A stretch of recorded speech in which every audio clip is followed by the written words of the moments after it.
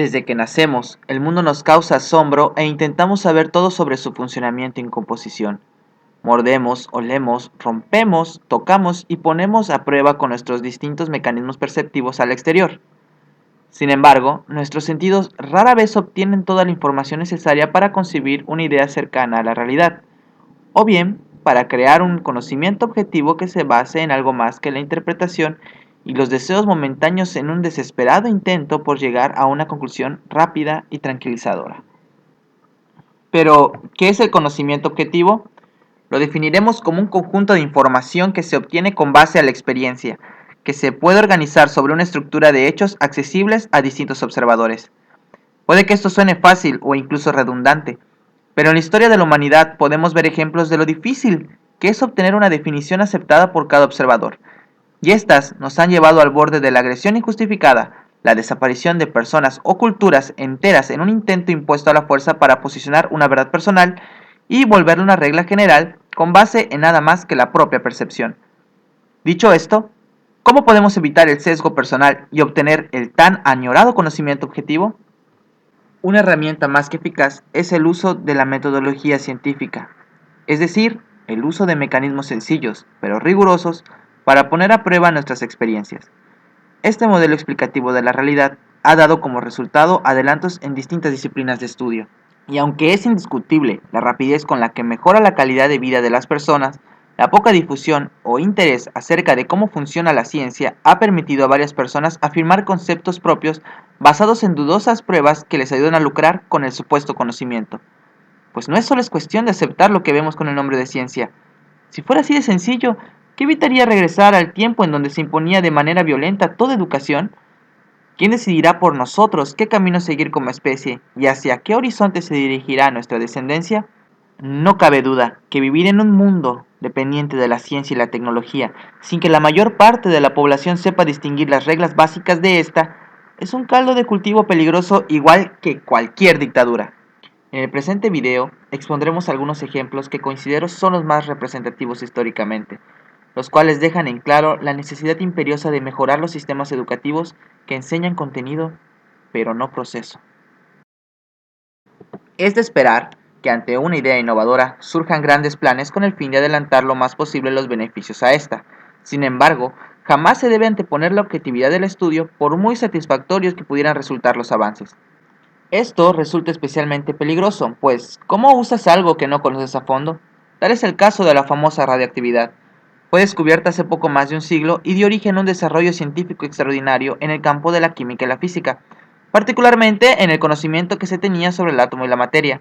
Sin embargo, la inconsciencia y la ignorancia se hicieron presentes e hicieron gala de su fuerza.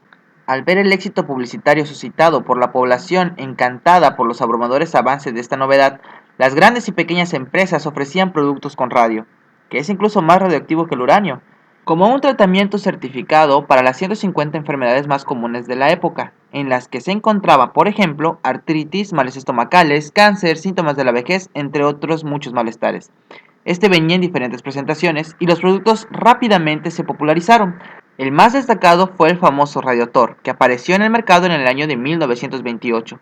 Consistía básicamente en agua irradiada que prometía mejorar la salud, con la supuesta evidencia de las propiedades milagrosas producidas por esta recién descubierta energía. Dado los avances en los estudios sobre los efectos de los niveles de radioactividad en el cuerpo humano, se puede determinar que la dosis a las que exponían a los consumidores de este producto eran más que nocivas, y no tardaron en aparecer los primeros síntomas que caracterizaban el envenenamiento por radio. El caso más famoso fue del empresario Ebrem Byers, ferviente defensor de este producto, quien falleció el 31 de marzo de 1931, víctima de una misteriosa enfermedad que había afectado su estructura ósea. Incluso había personas que aseguraban que su mandíbula se caía en pedazos. Lamentablemente, este no fue el único producto.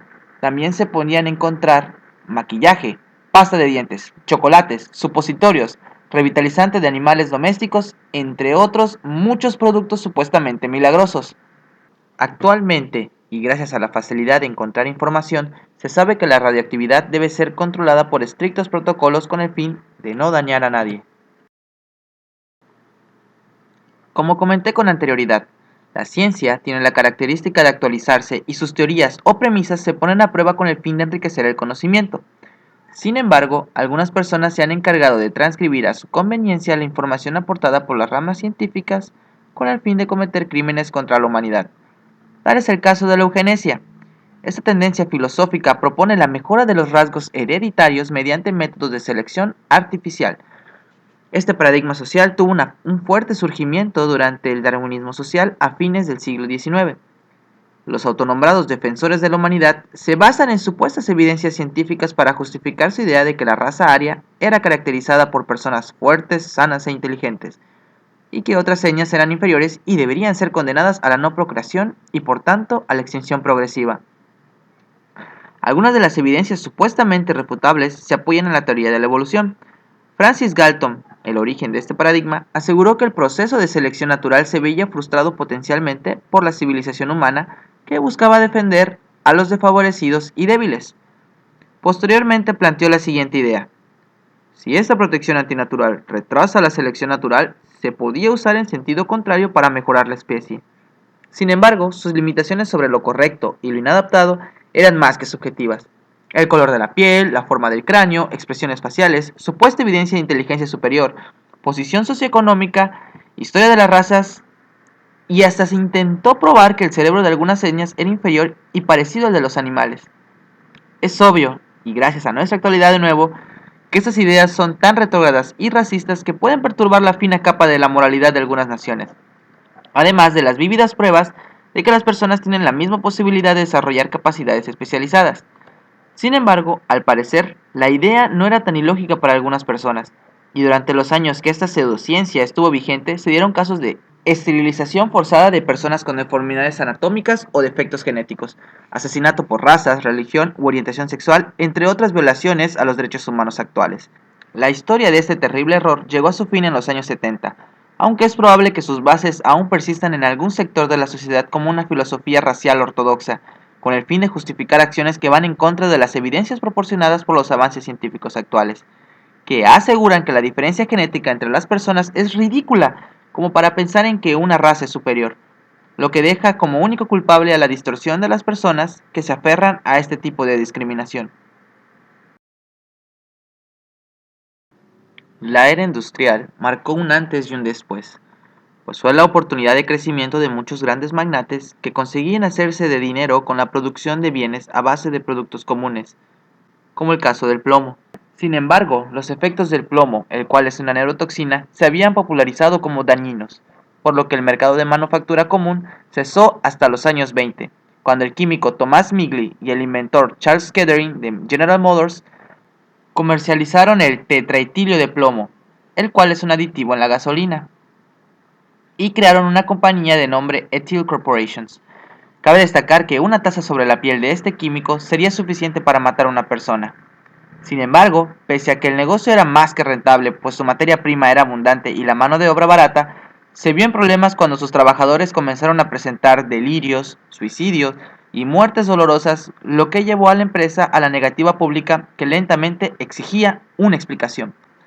La respuesta ingeniosa de esta compañía fue contratar a Robert Kiju, quien con dudosas pruebas científicas afirmó que el plomo no era nocivo para la salud humana, pues podríamos encontrarlo en el medio ambiente, y que era lógico pensar que los trabajadores que eran expuestos a altas dosis tuvieran efectos leves, pero los productos en venta no eran problema para la salud pública. En cuanto a los empleados de la empresa, sus problemas podían ser manejados perfectamente por la autorregulación de la industria. Por décadas nadie puso en duda tal afirmación, hasta que Claire Patterson, quien también descubrió la edad de la Tierra, quiso descubrir todo lo que pudiera acerca de cómo el plomo circulaba en el medio ambiente, por lo que midió cuidadosamente la concentración de plomo en aguas profundas y superficiales. Los resultados eran discordantes con la afirmación de Kiju, pues los niveles de dicho producto eran sumamente distintos en aguas con profundidades extremas que lo hallado en la superficie. Estos datos eran imposibles siguiendo la afirmación del plomo en estado natural.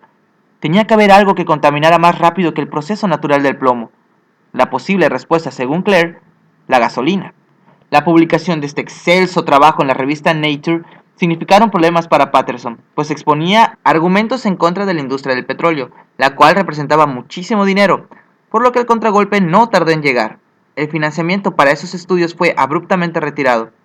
Afortunadamente, varias asociaciones interesadas en el trabajo de Patterson no quitaron el dedo del renglón, y él pudo continuar con su trabajo. Para tener pruebas irrefutables, la investigación continuó desde Groenlandia hasta la Antártica, por ríos y montañas, con un cuidadoso método antisesgo, lo que daba aún más sustentabilidad al estudio. Los resultados posteriores fueron similares al primero. El nivel del plomo era mucho menor en la antigüedad, es decir, la industria estaba envenenando al planeta. Esto llevó a Patterson a demandar ante el Senado en 1966 el cese de esta actividad tan peligrosa. ¿Cómo se defendió Kiju de este ataque?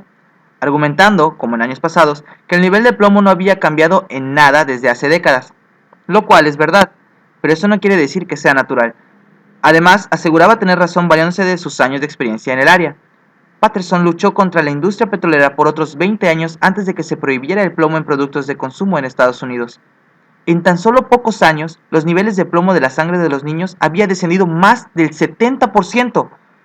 No existe algo como un nivel insignificante de plomo en el humano, por muy pequeño que sea. Claire Patterson pasó a la posteridad no solo por descubrir la edad de la Tierra, también le dio al mundo una de las victorias más grandes en cuestiones de salud pública. En 1996, un artículo publicado en la revista The Lancet causó una gran conmoción. El Dr. Wakefield postuló que tenía evidencias que podrían demostrar que el trastorno autista era causado por la vacuna triple vírica, la cual sirve para prevenir el sarampión, las paperas y la rubiola. Proclamaba haber estudiado el caso de 12 niños autistas que comenzaron a presentar los síntomas después de ser vacunados. Y como un incendio forestal, la llama de estas afirmaciones llegaron hasta los grupos religiosos, de conspiranoicos y activistas antivacunas que apoyaron y defendieron al Dr. Wakefield. Esta noticia hizo bastante estruendo, y varios padres alrededor de Europa dejaron de vacunar a sus hijos. Durante la década siguiente, las estadísticas de vacunación bajaron un 10%. En los Estados Unidos se presentaron 5.000 demandas hacia las farmacéuticas por parte de los padres con hijos autistas. En fin, un completo caos. La comunidad científica tardó relativamente en hacerse ver. Se comenzaron estudios rigurosos para verificar la información del artículo, pero tras varios años y 500 pruebas después, no encontraron ninguna evidencia que correlacionara el autismo con la vacuna vírica. El periodista Brian Deer en el año 2009 puso fin definitivo a este fraude. Demostró que la investigación realizada por el Dr. Wakefield no contaba con ningún rigor científico. Los niños escogidos para las pruebas eran hijos de familias activistas contra las vacunas. Además, solo uno de estos niños presentó autismo y ya tenía problemas del desarrollo antes de ser administrada la vacuna. Este y otras evidencias demostraron que el doctor cometió un fraude de proporciones colosales. Se le fue retirada la licencia para ejercer y tiempo después confesó que todo esto fue para cobrar las demandas y comercializar sus propias vacunas caseras. Pese a que fue detectado el engaño, el daño ya estaba hecho. La moda de no vacunarse aún se propaga y se presentan teorías de conspiración que alimentan la desinformación y se aprovecha de la ignorancia de las personas sobre el método científico, lo cual nos lleva a grandes consecuencias.